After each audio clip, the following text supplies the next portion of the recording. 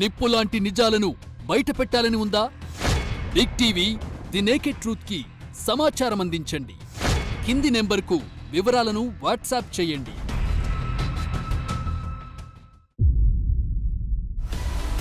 Welcome to the naked truth. సంచలన విషయాలను మీ ముందుకు తెస్తున్న big TV the naked truth ఈసారి హైదరాబాద్ నడిబొడ్డున జరిగిన ఓ అరాచకాన్ని మీ ముందుకు తెచ్చింది. అధికారం చేతిలో ఉంటే ఏం చేయొచ్చు? సామాన్యుడు కట్టుకున్న కలల సౌధాలను కాలితో నలిపేయొచ్చు. పైసా పైసా కూడబెట్టి కొనుక్కున్న భూములను లిటిగేషన్లోకి నెట్టేసి కారు చౌకగా తన్నుకుపోవచ్చు.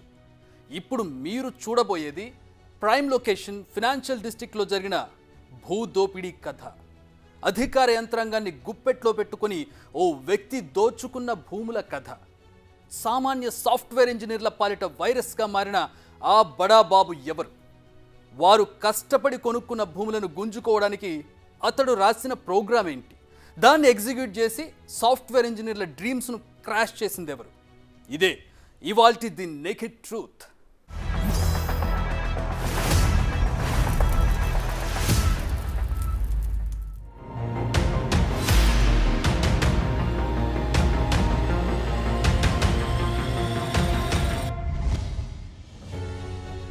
హెలీప్యాడ్, ఖరీదైన లొకేషన్లో లగ్జూరియస్ హెలీప్యాడ్. అటువైపు అమెరికన్ కాన్సులేట్, ఇటువైపు మైక్రోసాఫ్ట్. చుట్టూ హై క్లాస్ అపార్ట్మెంట్స్. డైరెక్ట్ పాయింట్లోకి వచ్చేస్తే ఇక్కడున్న 8 ఎకరాలకు పైగా ల్యాండ్ ప్రస్తుతం బోయినపల్లి శ్రీనివాసరావు పేరిట ఉంది. దీన్ని ఆయన హైదరాబాద్ ఎయిర్లైన్స్ కు లీజ్కిచ్చారు. ఆ కంపెనీ కూడా బోయినపల్లి శ్రీనివాసరావు. ప్రతిమా గ్రూప్ ఓనరే ఈ బోయినపల్లి శ్రీనివాసరావు. ఇంకా చెప్పాలంటే బీఆర్ఎస్ పార్టీలో కీలక నేత, మాజీ సీఎం కేసీఆర్ కు అత్యంత సన్నిహితుడైన బోయినపల్లి వినోద్ కు స్వయాన సోదరుడు. కేసీఆర్ హయాంలో ఎన్నో ప్రభుత్వ కాంట్రాక్టులను కూడా ప్రతిమ గ్రూప్ ద్వారా దక్కించుకున్నారాయన. బీఆర్ఎస్ పాలనలో ఓ రకంగా హవా చెలాయించింది బోయినపల్లి కుటుంబం. శ్రీనివాసరావుకు ఇంత ఇంట్రడక్షన్ ఇవ్వడం వెనుక రీజన్ ముందు ముందు మీకే అర్థమవుతుంది. పక్కాగా ప్రైమ్ లొకేషన్లో ఉన్న ఈ ఏరియాలో బోయినపల్లి శ్రీనివాసరావు గజం ఎంత కొన్నారో తెలుసా? 5,000 లోపే. పక్కాగా చెప్పాలంటే 4,340 రూపాయలకే. అవును, మీరు విన్నది నిజమే. హాట్ కేక్ లాంటి ఫైనాన్షియల్ డిస్ట్రిక్ట్లో అమెరికన్ కాన్సులేట్ కు కూతవేటు దూరంలో ఈ మధ్య ఎకరా 100 కోట్లు పలికిన నియోపోలిస్ కు దగ్గరలో ఉన్న ఈ భూమిని సరిగ్గా ఏడాది క్రితం కేవలం గజం 5,000 చొప్పున కొన్నారు. కాదు, కొట్టేశారు బోయినపల్లి శ్రీనివాసరావు. కావాలంటే సొసైటీ బ్యాంక్ స్టేట్మెంట్ చూడండి. 8 ఎకరాల 7 గుంటల కోసం దాదాపు 17 కోట్ల మొత్తాన్ని బోయినపల్లి శ్రీనివాసరావు అకౌంట్ నుంచి సొసైటీ అకౌంట్కి ట్రాన్స్ఫర్ అయినట్లు స్పష్టంగా ట్రాన్సాక్షన్ కనిపిస్తోంది. దీనికి ముందుగాని తర్వాతగాని బోయినపల్లి శ్రీనివాసరావు నుంచి సొసైటీకి ఎలాంటి ట్రాన్సాక్షన్స్ జరగలేదు. ఈ లెక్కను చూస్తే గజానికి 5,000 లోపే లెక్కగట్టి ఆయన కొట్టేసినట్లు స్పష్టంగా తేలిపోతోంది. అక్కడ వాస్తవానికి గజం విలువ 1,00,000 నుంచి 1,50,000 పలుకుతోంది. కనీసం 1,00,000 వేసుకున్న ఎకరాకు 48 కోట్లు పలకాలి. అదే 1,50,000 వేసుకుంటే 72 కోట్లు పలకాలి. ఆ లెక్కను చూస్తే 8 ఎకరాల 7 గుంటల విలువ దాదాపు 600 కోట్ల రూపాయలు. కానీ బోయినపల్లి శ్రీనివాసరావు దాన్ని దక్కించుకుంది కేవలం 17,16,75,000 రూపాయలకే. ఎంత తేడానో అర్థమవుతోందా? ఫినాన్షియల్ డిస్ట్రిక్ట్లో ఒకే చోట 8 ఎకరాల స్థలం దొరకడం అంటే బంగారు గని దొరికినట్టే. అలాంటి భూమిని గజం 5,000కే బోయినపల్లి శ్రీనివాసరావు ఎలా దక్కించుకోగలిగారన్నదే ఈ స్టోరీ. ముందే చెప్పాం కదా, అప్పటి ప్రభుత్వంలో చక్రం తిప్పిన కొంతమందిలో బోయినపల్లి శ్రీనివాసరావు కుటుంబం కూడా ఒకటని. ఆ పవర్నే వాడేశారు. రూల్స్ని, రెగ్యులేషన్స్ని తనకు అనుకూలంగా మార్చుకున్నారు. దాదాపు 20 ఏళ్ల పాటు చిక్కుల్లో ఉన్న ఈ భూమిని కాపాడుకుంటూ వచ్చిన సాఫ్ట్వేర్ ఇంజనీర్లను నిలువునా ముంచేసి తమ ఖాతాలో వేసేసుకున్నారు. అందుకు బోయినపల్లి శ్రీనివాసరావు వేసిన స్కెచ్ అలాంటిది కాదు. సొసైటీలో కీలక వ్యక్తిని తన వైపుకు తిప్పుకుని మెగా స్కామ్కు తెరలేపారు. డెఫినెట్లీ అండి, there is no doubt in this. అది 8.5 acres of land in a prime location and sold for such a low price. Definitely, this is not a very clean deal. దీంట్లో డెఫినెట్లీ మోసం చేశారు. అదైతే తప్పకుండా చెప్తాను. బోయినపల్లి చేతుల్లో ఈ భూములు చిక్కుకోవడం వెనుక పెద్ద కుట్రే ఉంది. ఆ కుట్రేంటో తెలుసుకోవాలంటే ప్రతిమ గ్రూప్ హెలికాప్టర్ రెక్కలను వెనక్కి తిప్పాలి. టైం ట్రావెల్ చేసి 2024 నుంచి 2002కు వెళ్లాల్సి ఉంటుంది. ఎన్నో ఆశలతో ఎక్కడెక్కడి నుంచో హైదరాబాద్ వచ్చి విప్రోలో ఉద్యోగాలు చేస్తున్న వారంతా సొంతింటి కలను నెరవేర్చుకోవడానికి కొనుక్కున్న భూములవి.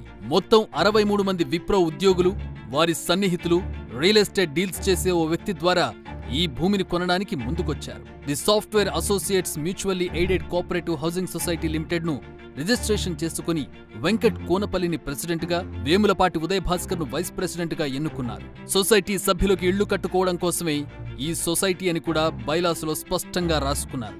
సొసైటీ ద్వారా 2002 నవంబర్, డిసెంబర్ నెలల్లో వట్టినాగులపల్లిలోని 181, 189 సర్వే నెంబర్లలో 8 ఎకరాల 7 గుంటల భూమిని పవర్ ఆఫ్ అటార్నీ పద్ధతిలో కొనుగోలు చేశారు. ఆ తర్వాత ఆ భూమిలో లేఅవుట్ ప్లాన్ చేసుకుని ఎవరి స్తోమతకు తగ్గట్లుగా వారు ప్లాట్లు తీసుకున్నారు. ఆ లేఅవుట్ ప్లాన్ని మీరిప్పుడు స్క్రీన్ మీద చూస్తున్నారు. ప్లాట్లు అలాట్ చేసినట్లు నెంబర్లు, విస్తీర్ణంతో సహా సొసైటీ నుంచి సభ్యులందరికీ అలాట్మెంట్ లెటర్లు కూడా తీసుకున్నారు. దానికి సంబంధించిన లెటర్లే ఇవి.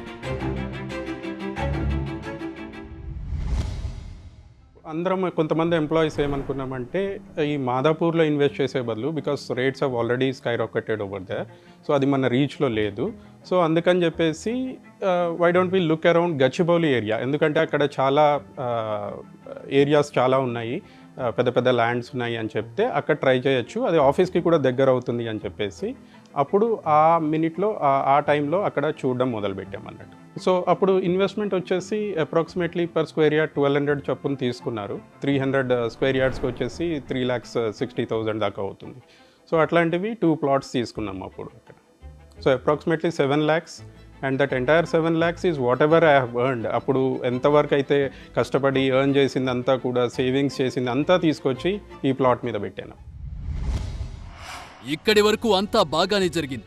సొంతింటి కల నెరవేరుతోందన్న ఆశలో ఉన్న వాళ్ళందరికీ ఆ తర్వాతే పిడుగులాంటి వార్త తెలిసింది. ప్లాట్ అలాట్మెంట్ కోసం గీసుకున్న లేఅవుట్ ప్లాన్కు అనుమతులు తెచ్చుకోవడానికి హెచ్ఎండిఏకు వెళదామనుకున్న సమయంలో ఆ భూములు 111 జీవో పరిధిలో ఉన్నాయన్న సంగతి తెలిసింది. అక్కడ నిర్మాణాలేవీ చేయకూడదని, అలాంటి వాటికి అనుమతులు ఉండవంటూ చెప్పేసరికి వాళ్ల కాళ్ల కింద భూమి కదిలినట్లయింది. వాళ్లకు రాజకీయ పెద్దల అండదండలు లేవు, ఏం చేసినా చెల్లుబాటవుతుందన్న ధైర్యమూ లేదు. అందుకే జన్వాడ ఫామ్ హౌస్ తరహాలో తెగించి అక్కడ ఇళ్లు కట్టుకోలేకపోయారు. ఏదో ఒక అద్భుతం జరగకపోతుందా అన్న ఆశతో ఆ భూమి చుట్టూ ఫెన్సింగ్ వేసుకుని గేటు పెట్టి ప్రొటెక్ట్ చేసుకున్నారు. 2007లో వెంకట్ కూనపల్లి టర్మ్ పూర్తి కావడంతో ఉదయ్ భాస్కర్ను ప్రెసిడెంట్గా ఎన్నుకున్నారు. పవర్ ఆఫ్ అటార్నీతో కొన్న భూమిని సేఫ్టీ కోసం పూర్తి స్థాయిలో 2009లో సొసైటీ పేరిట రిజిస్ట్రేషన్ చేశారు. సాఫ్ట్వేర్ ఉద్యోగులు కావడంతో కొంతమంది ఇతర ప్రాంతాలకు, ఇతర దేశాలకు వెళ్లిపోయారు. కాలం ఎవరి కోసం ఆగదు కదా, గిర్రున తిరిగింది. 2020 రానే వచ్చింది. అప్పుడే మరో పిడుగు సొసైటీ సభ్యులపై పడింది. అదే ధరణి. సొసైటీ కొన్న 189 సర్వే నెంబర్లోని 5 ఎకరాల 35 గుంటల భూమిని భూదాన్ భూమిగా ధరణిలోకి ఎక్కించేశారు అధికారులు. ఇక్కడి నుంచే అసలు సిసలు డ్రామా మొదలైంది. ధరణిని అడ్డం పెట్టుకుని అప్పట్లో అధికార పార్టీ నేతలు చేసిన కుట్రల్లో ఈ సాఫ్ట్వేర్ ఉద్యోగుల హౌసింగ్ సొసైటీ కూడా ఇరుక్కుంది. చాలా కాలంగా అక్కడ భూమి ఖాళీగా ఉండడం గమనించిన కొంతమంది కావాలనే ధరణిలో భూదాన్ భూమిగా రికార్డుల్లో చేర్చారు. దీని వెనుక బోయినపల్లి శ్రీనివాసరావు హస్తం ఉండే ఉంటుందన్న డౌట్ ఈ ల్యాండ్ డీల్ను వ్యతిరేకిస్తున్న వారిది.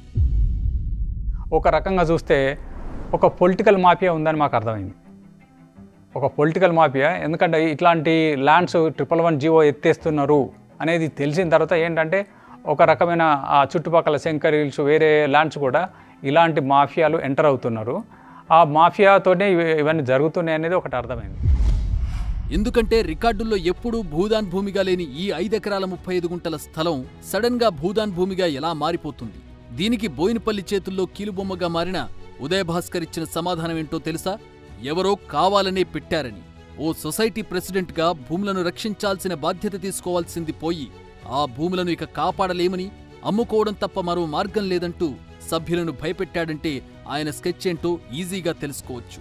ఎలాగైనా భూమిని దక్కించుకోవడం కోసం ఇది బోయినపల్లి శ్రీనివాసరావు ఆడించిన నాటకమన్న సంగతి ఈ వ్యవహారం చూసిన వారందరికీ అర్థమైపోతుంది. నా ఉద్దేశంలో మేమందరము విప్రోలో పనిచేసే ఎంప్లాయీస్గా ఉండేవాళ్ళము, 63 మెంబర్స్. అండ్ ఉదయ్తో మేము చాలా క్లోజ్గా పనిచేసాము. More than 20 years we work together. We were in the same department, we were together. Last మూమెంట్లో వచ్చేసరికి యూనో ఈ భూముల రేట్లు పెరగడము, అది చాలా prime area, you know American consulate నుంచి it's a stone throw away distance. కాబట్టి డబ్బులు ఎక్కువయ్యేసరికి మా ఉద్దేశంలో బయరు ప్లస్ ద పర్సన్ ఎవరైతే నెగోషియేట్ చేస్తున్నారో వాళ్ళు కొల్యూడ్ అయ్యేసి, యూనో ఐ డోంట్ నో లోపల ట్రాన్సాక్షన్స్ ఏమయ్యాయి, ఎవరు బయర్ చెప్పడానికి ఏంటి, ఒక్కళ్ళు నెగోషియేట్ చేయడం ఏంటి, such a big deal. You can take atleast the management committees, president, secretary and another couple of them వెళ్ళేసి నెగోషియేట్ చేయాలి. కాలేదు. అసలు అమ్మాలన్న ఉద్దేశం లేదండి ముందర నుంచి. మేము కొన్నప్పుడు అసలు భూదానాన్ని లేదు దీనికి. దాని తర్వాత ఈ ధరణి పోర్టల్లోకి వచ్చి భూదాన అయ్యేటప్పటికి ఒక రకమైన ఫియర్ క్రియేట్ చేసి ఇది మన చేతిలో లేదు, ఈ భూదాన్ ట్యాగ్ మనం తీయాలి, మనం న్యాచురల్గా అసలు లేదు భూదాన్ దీంట్లో, ఈ భూదాన్ ట్యాగ్ తీయాలి అంటే దీనికి డబ్బు ఖర్చు అవుతుంది అని చెప్పి ఒక రకమైన ఫియర్ సైకాసిస్ తీసుకొచ్చి ఆయన నెమ్మదిగా ఇది అమ్ముతేనే బెటరు అని చెప్పి మొదలెట్టి, ఆ అమ్మకంలో కూడా మమ్మల్ని అసలు కన్సల్ట్ చేయకుండా on his own he went about. మేము 2-3 బయర్స్ని వాళ్ళని తీసుకొచ్చి let us do it very transparently అంటే ఆ ట్రాన్స్పరెన్సీ లేకుండా ఇక అమ్మేశాడు ఆయన ఈ ల్యాండ్ని. బోయినపల్లి ఆడమన్నట్టు ఆడిన ఉదయ్ భాస్కర్ భూమిని ఇప్పుడు అమ్ముకోకపోతే రెవెన్యూ అధికారులు లాగేసుకుంటారంటూ కూడా బెదిరించాడు. ఎక్కడెక్కడో ఉన్న వాళ్లంతా అసలుకే మోసం వస్తుందేమోనన్న భయంతో భూమిని అమ్మేయడానికి సిద్ధపడ్డారు. దీంతో బోయినపల్లి శ్రీనివాసరావు వేసిన స్కెచ్ పక్కాగా వర్కౌట్ అయినట్లయింది. అయితే ప్రైమ్ ఏరియాలో కొనుక్కున్న భూమిని పోగొట్టుకోవడం ఇష్టం లేని నలుగురు మాత్రం తమ వాటాను అమ్మమంటూ తేల్చి చెప్పారు. తమ ప్లాట్లను తమ పేరిట రిజిస్టర్ చేసిన తర్వాతే మిగిలిన భూమి అమ్మాలంటూ కండిషన్ పెట్టారు. దీంతో వారిని ఏమార్చడానికి మరో డ్రామా మొదలుపెట్టారు బోయినపల్లి కీలుబొమ్మలు. ల్యాండ్ను అమ్మడం లేదని, సొసైటీలో సభ్యత్వాలను మాత్రమే మార్చుతామంటూ ప్రపోజల్ను తెరపైకి తెచ్చారు. భూమిని అమ్మాలనుకున్న వాళ్లు ఎగ్జిట్ అయిపోతే వారికి డబ్బు చెల్లించిన వాళ్లు వాళ్ల ప్లేస్లో సభ్యులుగా వస్తారని చెప్పారు. దీంతో ఆ డీల్కు అంతా ఒప్పుకున్నారు. దీనికి సంబంధించి సొసైటీ వాట్సాప్ గ్రూప్లో ఉదయ్ భాస్కర్ పెట్టిన మెసేజ్ ఇది. కానీ అసలు ట్విస్ట్ ఆ తర్వాతే మొదలైంది. వట్టినాగులపల్లిలో సమగ్రమైన సర్వే చేయకుండా గ్రామంలోని భూములన్నింటినీ 111 జీవో పరిధిలోకి తేవడంపై హైకోర్టులో పిటిషన్ దాఖలైంది. దీనిపై విచారణ జరిపిన హైకోర్టు 178 నుంచి 214 మధ్య ఉన్న సర్వే నెంబర్లు 111 జీవో పరిధిలోకి రావంటూ తీర్పు చెప్పింది. దీని ఆధారంగా ప్రభుత్వం ఏప్రిల్ 12, 2022న ఇచ్చిన జీవో 69తో సొసైటీ భూములకు 111 జీవో బాధ తొలగిపోయింది. High court division bench has given an order writ దీంట్లో డిస్పోజ్ చేసింది. దాంట్లో క్లియర్గా ఉంది ఈ సర్వే నెంబర్స్ ఈ పర్టికులర్ హౌసింగ్ సొసైటీ ల్యాండ్ కూడా ఇంక్లూడ్ అయ్యింది. దాంట్లో will not fall within the 111 GO అని చెప్పి క్లియర్గా చెప్పడం జరిగింది. ఆ చెప్పిన తర్వాత 111 జీవోని వదిలేసి భూదాన్ అని ఒకటి కొత్తగా, ఈ ల్యాండ్ అప్పటి వరకు భూదాన్ అనే దీంట్లోనే లేదు, సరే వెంటనే భూదాన్ అనేది ఒకటి దాని మీద ఈ ల్యాండ్ మీద సృష్టించి భూదాన్ ఉంటే ఇంకేం చేయలేరు, అమ్ముకోలేరు, రిజిస్టర్ చేయలేరు, రిజిస్ట్రేషన్ ప్రొహిబిటెడ్ ప్రాపర్టీలో పెట్టేసి దాన్ని చూపించి ధరణిలో ప్రొహిబిటెడ్ ప్రాపర్టీగా చూపించి మొత్తానికి ఫైనల్గా వీళ్ళందరినీ నిర్వీర్యం చేసేసి, అంటే వాళ్ళ objectives they have been made to think that they will not achieve their objectives. ఎంతో కష్టమనుకున్న 111 జీవో చిక్కే తొలగిపోయినప్పుడు మాన్యువల్గా వచ్చి పడ్డ భూదాన్ సమస్య తొలగిపోదా?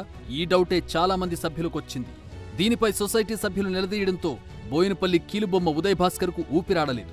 ధరణిలో నుంచి భూదాన్ పదం తొలగించలేమని, 2-3 కోట్లు ఖర్చు పెట్టాల్సి రావచ్చని, అయినా ఫలితం ఉండకపోవచ్చంటూ సభ్యులను బెదిరించాడు. అమ్ముకోవడం తప్ప మన ముందు మరో మార్గం లేదంటూ చాలా తెలివిగా సభ్యులకు బ్రెయిన్ వాష్ చేసేశాడు. తెలంగాణ స్టేట్స్లో పెద్ద పెద్ద పొలిటీషియన్స్, బిగ్ బిగ్స్ ఇన్వాల్వ్ అయినారు దీంట్లో.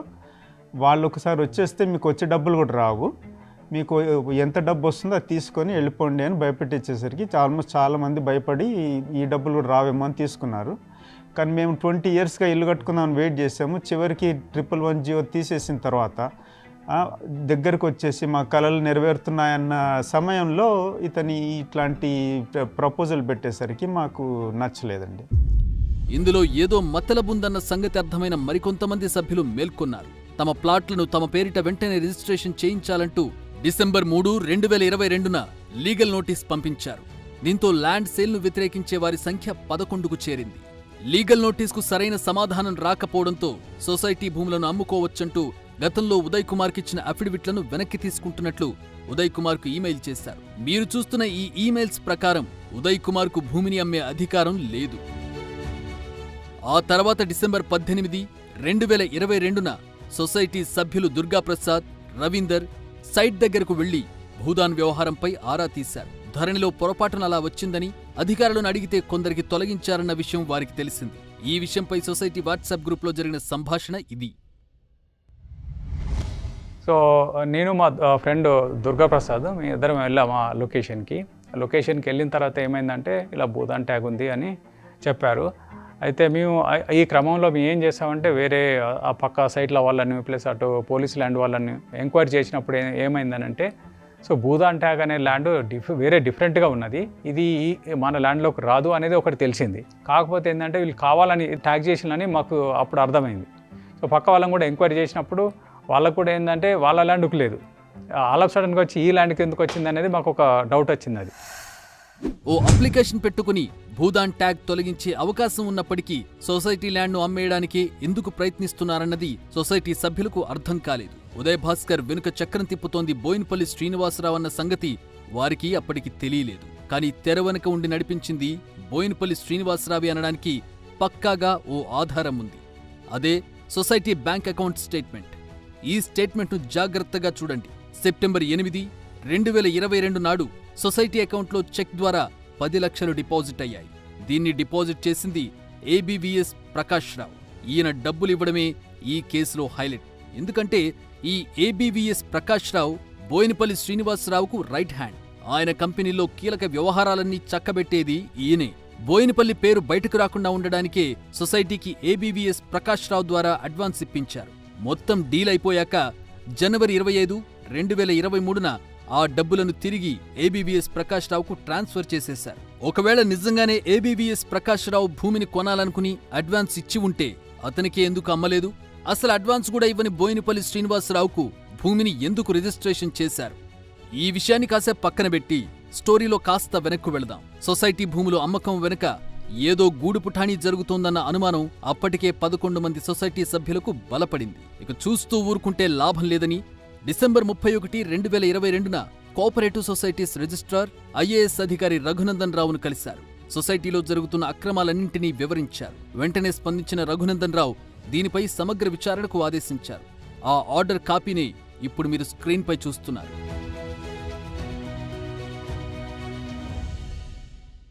ఈ ఆదేశాలు అందుకున్న జిల్లా కోఆపరేటివ్ రిజిస్ట్రార్ ధాత్రీదేవి పూర్తి స్థాయిలో విచారణ జరిపారు. సొసైటీలో జరిగిన అవకతవకలను తన రిపోర్ట్లో ఆవిడ ఎండగట్టారు. ఆవిడ రిపోర్ట్ ప్రకారం సొసైటీకి ఎన్నికలు నిర్వహించలేదు కాబట్టి ఉదయ్ కుమార్కు ప్రెసిడెంట్గా ఉండే అర్హత లేదు. ఆ హోదాలో ఆయన సొసైటీ భూమిని అమ్మే అధికారమూ లేదు.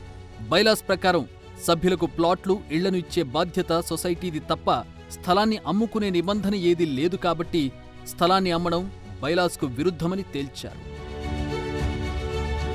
డీసీఓ ఇచ్చిన రిపోర్ట్ ప్రకారం సొసైటీకి వట్టినాగులపల్లిలో భూమిని అమ్మే అధికారం సొసైటీకి గానీ ఉదయ్ భాస్కర్కు గానీ లేదు. కానీ బోయినపల్లి డైరెక్షన్లో నడుస్తున్న ఉదయ్ భాస్కర్ సభ్యుల నుంచి అఫిడవిట్లు తీసుకుని సేల్ డీడ్స్ చేసేశారు.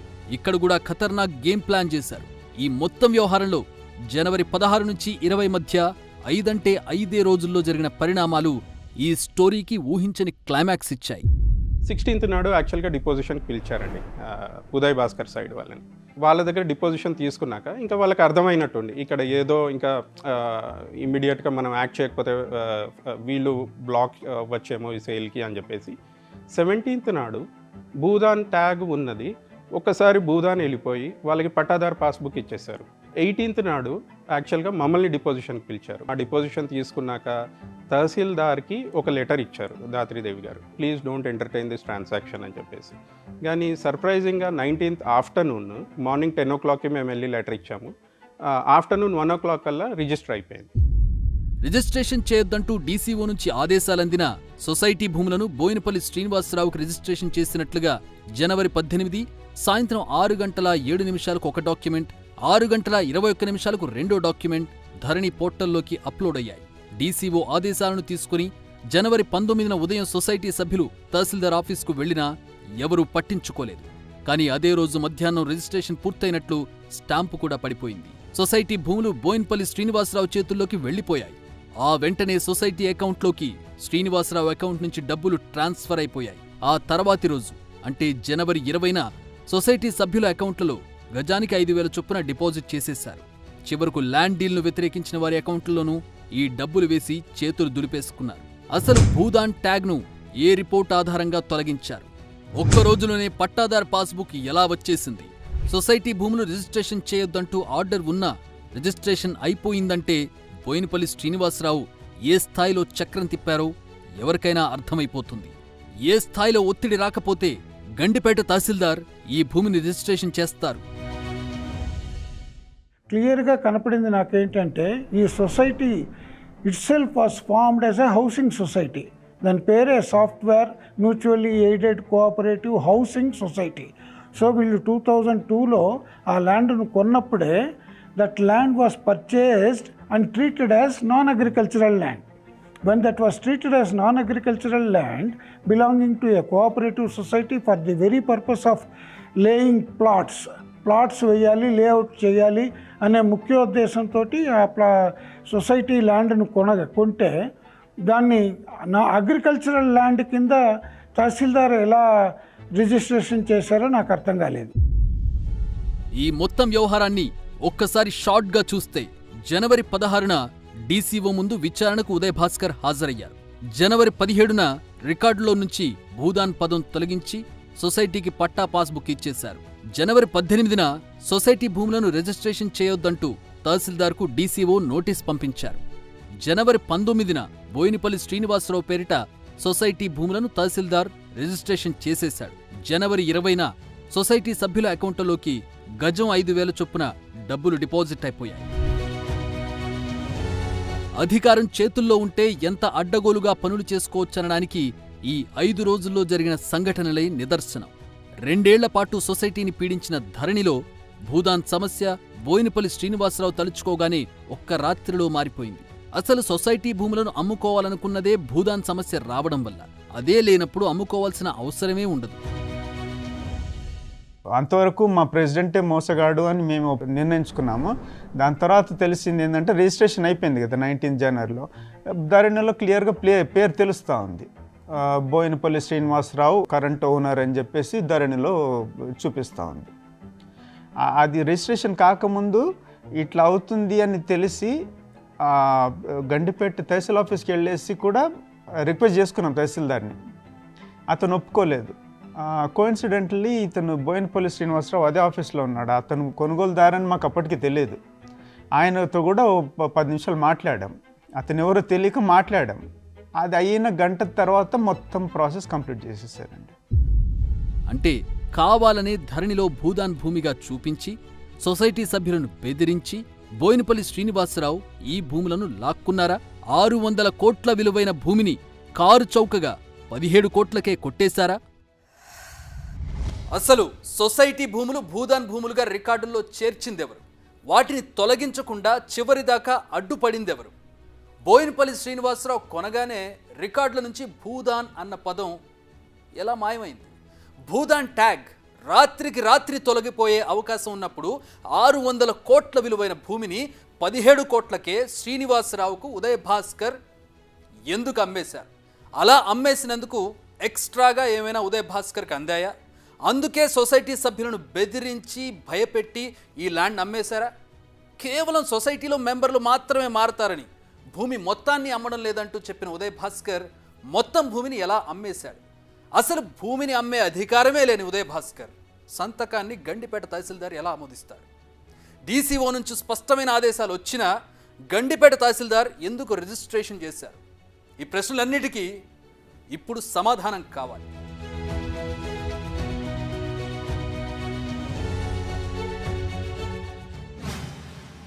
పవర్లో ఉన్నోడికి రూల్స్ ఉంటాయా? No rules. అందుకే బోయినపల్లి శ్రీనివాసరావు ఏ రూల్స్ని ఫాలో కాలేదు. అప్పట్లో అధికారంలో ఉన్న వాళ్ళ అండతో ఇష్టారాజ్యంగా చెలరేగిపోయాడు. అక్కడ పర్మిషన్లు లేకుండానే హెలీప్యాడ్ కట్టేశారు. కమర్షియల్ ఆపరేషన్స్ కూడా మొదలుపెట్టేశారు. హైదరాబాద్ ఎయిర్లైన్స్ బోయినపల్లి శ్రీనివాసరావు కంపెనీ ఇది. వివాదాస్పద భూముల్లో హెలీప్యాడ్ కట్టి తన సంస్థకే లీజుకిచ్చారు బోయినపల్లి శ్రీనివాసరావు. అక్కడ కమర్షియల్ ఆపరేషన్స్ నిర్వహిస్తున్నారు. ఇది మా మాట కాదు, తెలంగాణ హైకోర్టుకు బోయినపల్లి శ్రీనివాసరావు చెప్పిన మాటే. కావాలంటే చూడండి.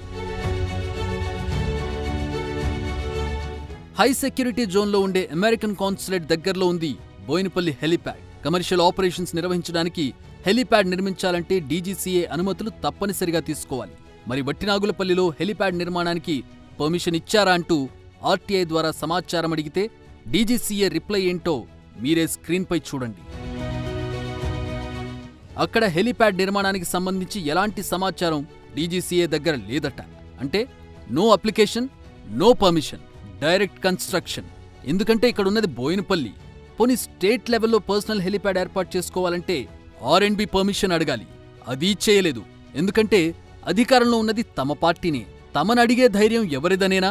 అందుకే రూల్స్ ఏవి పాటించకుండా అక్కడ హెలిప్యాడ్ కట్టేశారా?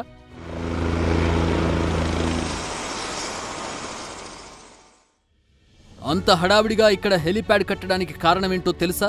బోయినపల్లి శ్రీనివాసరావు సొంతగా హెలికాప్టర్ కొనుక్కోవడం. దాదాపు 45 కోట్లు ఖర్చు పెట్టి డిసెంబర్ 2022లోనే హెలికాప్టర్ కొనుక్కున్నారాయన. దాన్ని యాదగిరిగుట్ట తీసుకెళ్లి మరీ ప్రత్యేక పూజలు చేయించారు. అప్పట్లో ఆ హెలికాప్టర్కు పూజలు చేయించిన న్యూస్ ఫుల్గా వైరల్ అయింది. ఓ రకంగా చెప్పాలంటే వట్టినాగులపల్లిలో భూమి తన చేతుల్లో చిక్కుకుందని పక్కాగా తెలిసాకే ఆయన హెలికాప్టర్ కొన్నారన్న అనుమానాలు కూడా ఉన్నాయి.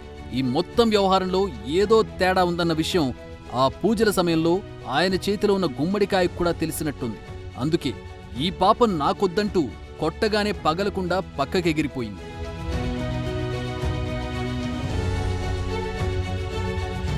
హౌసింగ్ సొసైటీలో బోయినపల్లి కావలసినట్లుగా చేయడానికి ఎన్నో అక్రమాలకు పాల్పడ్డారు. రికార్డులను తారుమారు చేశారు. అధికారులను మాయ చేయడానికి ఏకంగా చనిపోయిన సొసైటీ సభ్యులు కూడా ఏజీఎంకు హాజరైనట్లు చూపించారు. కావాలంటే ఈ లలితవల్లి సంతకం చూడండి.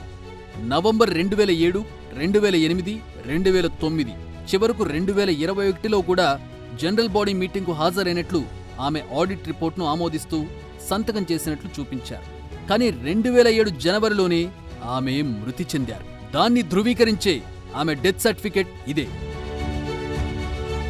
లలితవల్లి చనిపోయిన తర్వాత ఆమె ప్లాట్ను ఆమె తల్లికి బదలాయించారు. బోయినపల్లి ఆడించిన గేమ్తో ప్లాట్ మొత్తానికే పోతుందన్న భయంతో ఆమె దాన్ని అమ్మేశారు.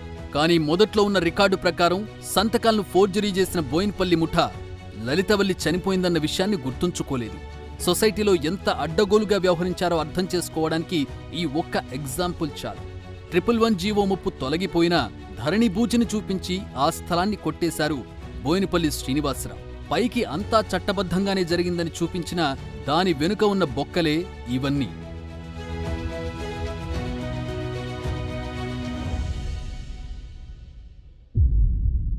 చేతిలో అధికారం ఉంటే ఏం చేయొచ్చని ముందే అడిగాం కదా. అధికారం చేతుల్లో ఉంటే ఇంత అడ్డగోలుగా దోపిడీ చేయొచ్చు. ఎస్, అప్పట్లో అధికారంలో ఉన్న వాళ్ళు ధరణి పేరుతో సామాన్యులను ఎలా ముంచారో చెప్పడానికి ఇంతకన్నా పెద్ద ఉదాహరణ ఉండదు. భూదానన్న ఒక్క పదాన్ని అడ్డం పెట్టుకుని 100 కోట్ల విలువైన భూమికి ముష్టి వేసినట్లుగా డబ్బులు విసిరి దర్జాగా కొట్టేశారు. మరి ఇంత అడ్డగోలుగా దోచేసిన వారిని ఏం చేయాలి? వారికి వంతబడిన వాళ్లను, ఆ అరాచకాలకు అండగా ఉన్న వాళ్లను ఏం చేయాలో డిసైడ్ చేయాల్సింది మీరే.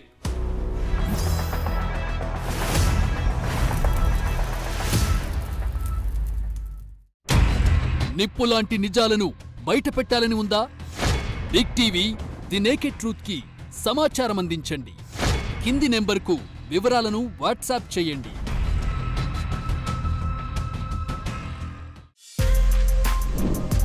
For more videos like this, subscribe Big TV channel.